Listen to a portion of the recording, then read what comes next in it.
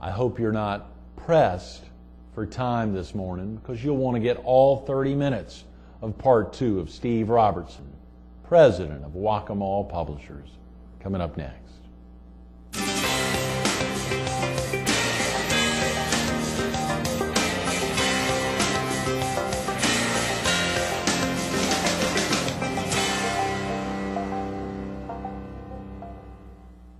Good morning. Welcome to Carolina People. This morning we're at the Conway Area Chamber of Commerce at 203 Main Street at the foot of the bridge in historic downtown Conway. We're focused on improving production and printing, part 2.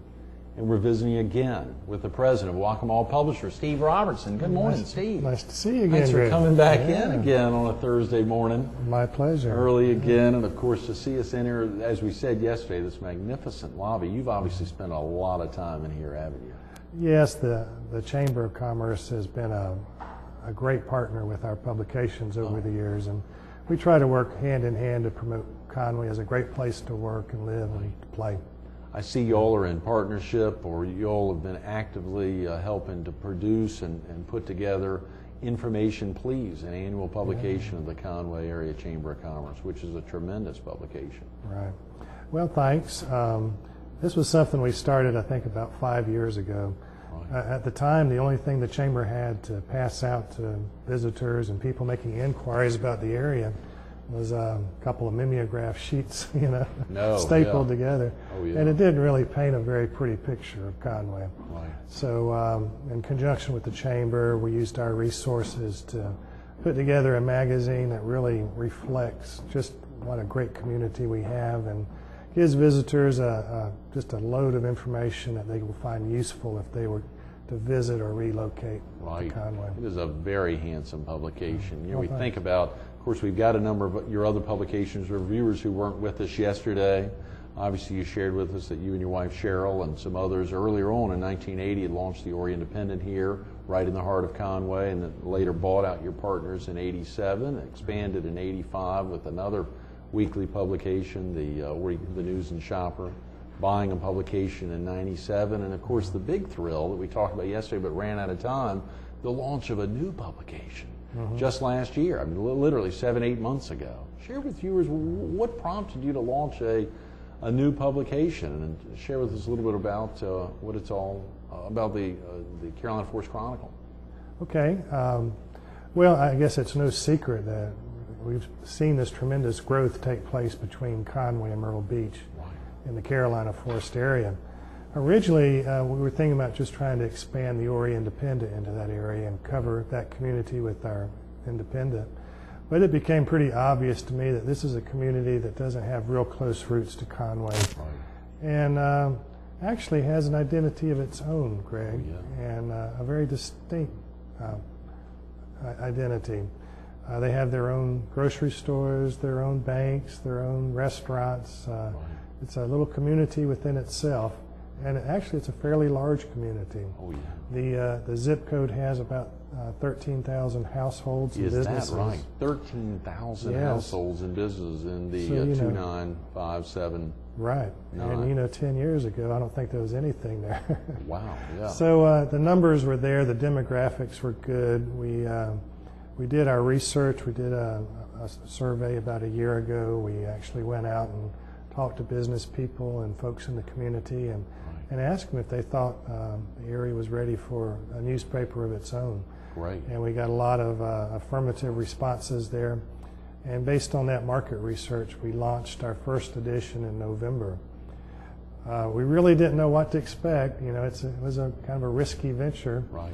But we found out rather quickly that our market research was right on. Oh, yeah. And we fill the paper with news and stories and items of interest that are targeted at that 29579 zip code.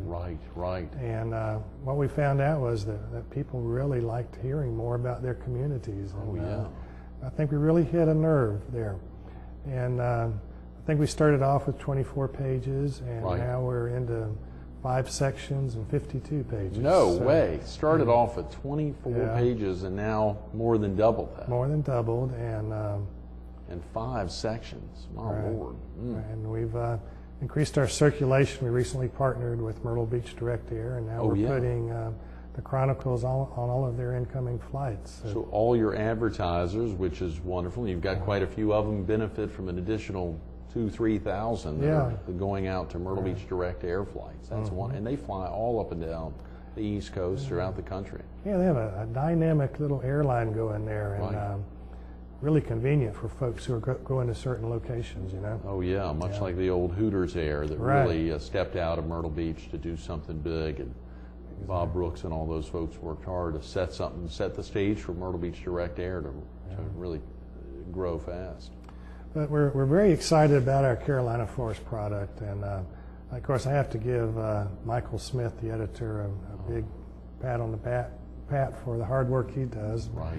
And you know, we're kind of in a depressed economy right now, so we're hoping that when things turn around, there'll be even more growth. Oh yeah, that's a great area. And of course, International Paper having done and had a very successful venture there in Carolina Forest, they're trying to get something else rolling. I believe Carolina Station. Right. They're thinking about other opportunities throughout the county, which may be another niche opportunity, another weekly coming out of Guacamole Publishers, possibly down the road, which is very exciting.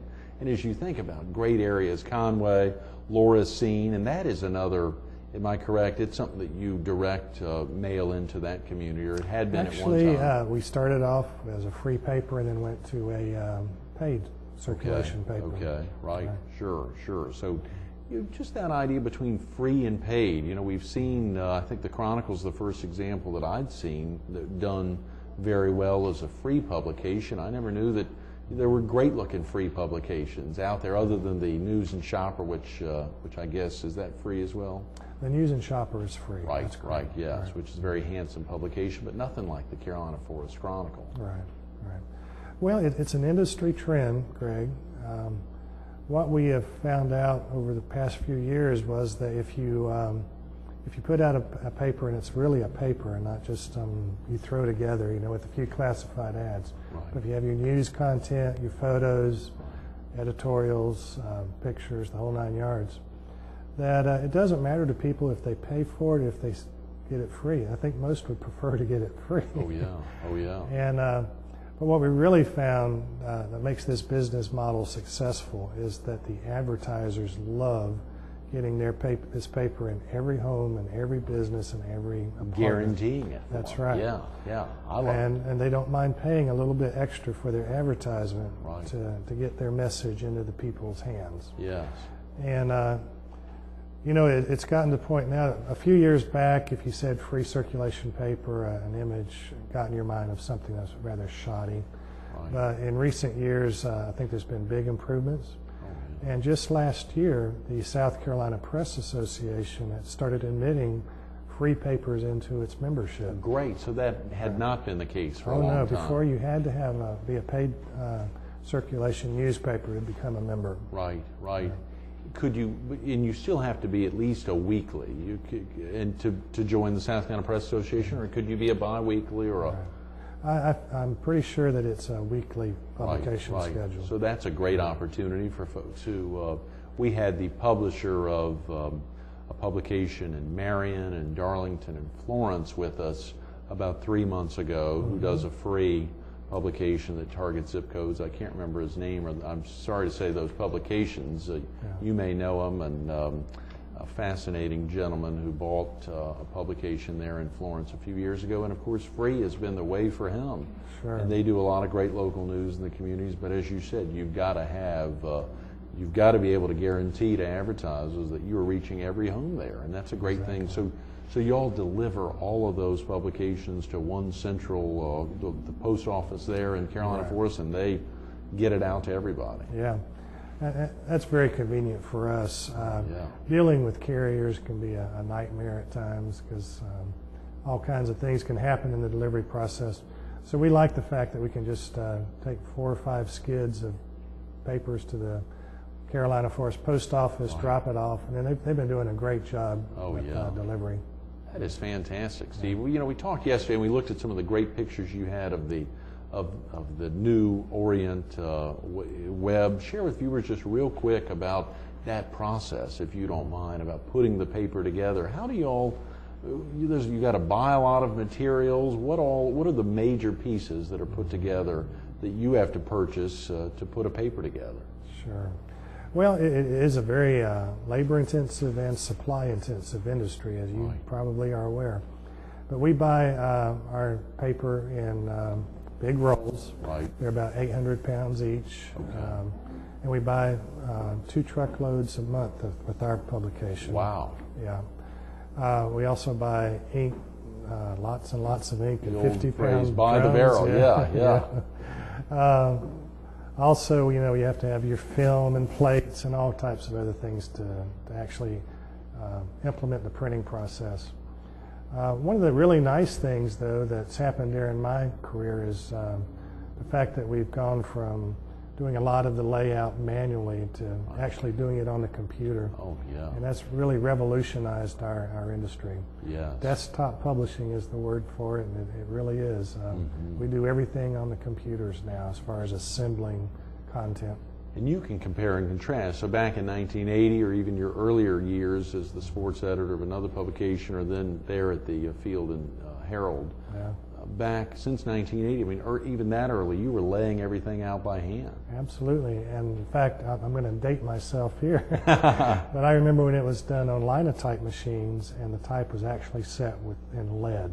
Oh boy, Yeah. Steve. So I've seen many advancements in this industry. Yes. That must be exciting for people like yourself who've been in the industry long enough to see those advances and to think, can it get any better than it is now than desktop publishing? Is there anything that would be more advanced than that, or it's about as far as it can go? I guess back in when you started, whatever the year that was, to think back that far, you probably never imagined getting to something like this. Well, I didn't, and I'm not sure where it's headed. I know that the internet's going to play a big part of how people receive their news in the future. I don't think it's going to happen in my lifetime, but somewhere down the road there's going to be a paperless society. Oh, don't say it, Steve. And, yeah.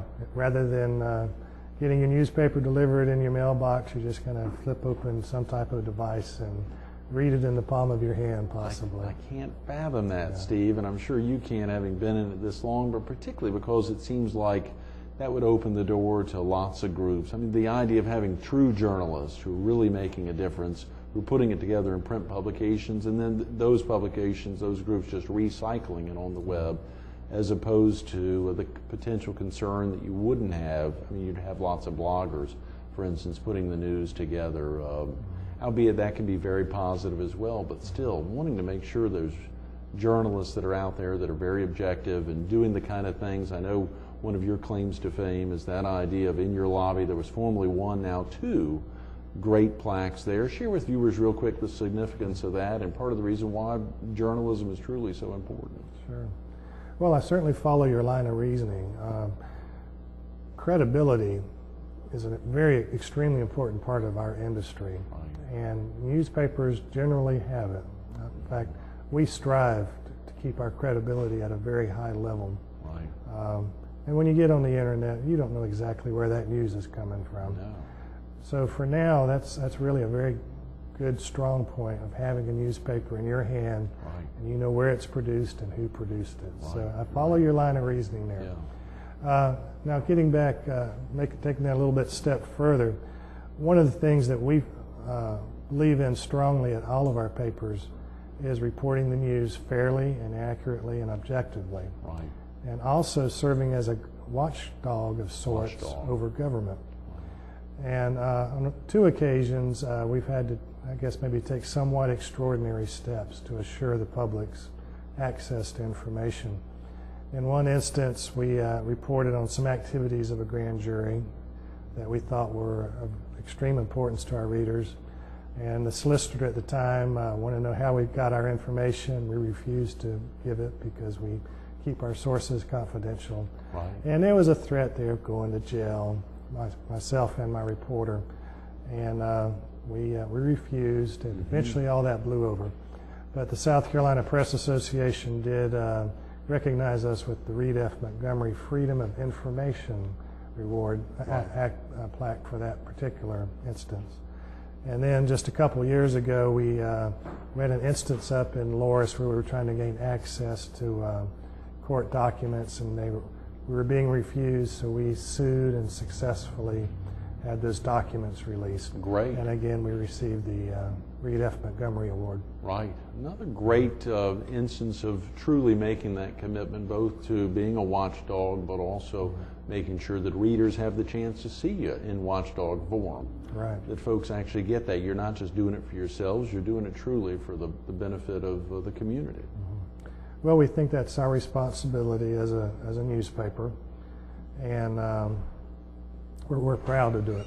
Yeah, Steve. You know, we've seen a lot recently. Of course, people hear about printing companies, about big national publications, and their stocks are diving, and classifieds have taken a beating by free groups, whether it's Craigslist or others around the country. Are big daily newspapers, are they? What kind of position are they in? Why do we see free community newspapers growing, and hear so much about daily newspapers declining? Well, I think there's a number of reasons. Of course, you know, classifieds for dailies compromise anywhere from 20 to 40% of revenue. Is that right? Right. Wow. I mean, it's a very important revenue stream for them. And as you said, people are getting their classifieds from other media, internet, et cetera. Right. So that's a big circulation loss. Another thing is people are going to the internet or to TV or other media for headline news. So that's kind of hurting a little bit. I also think the fact that a lot of the daily papers are now owned by chains rather than owned locally contributes to the problem. They're losing touch somewhat with their communities. On the other hand, I'm very happy to say that community newspapers in general are doing very well. And the reason is we are very focused on the communities that we serve. Right. And you cannot get that news anywhere else now. Right. Okay? So we do have a little franchise there, and it's one we have to work constantly to maintain and keep that credibility up and keep responding to the needs of the people we serve.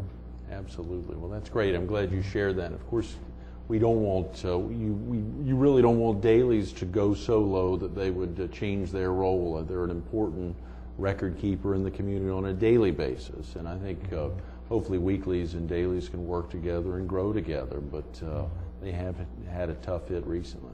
Yes, they are, and from what I'm reading, the future is somewhat bleak for them. Right. It's only going to get tougher. We saw recently the Item in Sumter has cut out one of their days.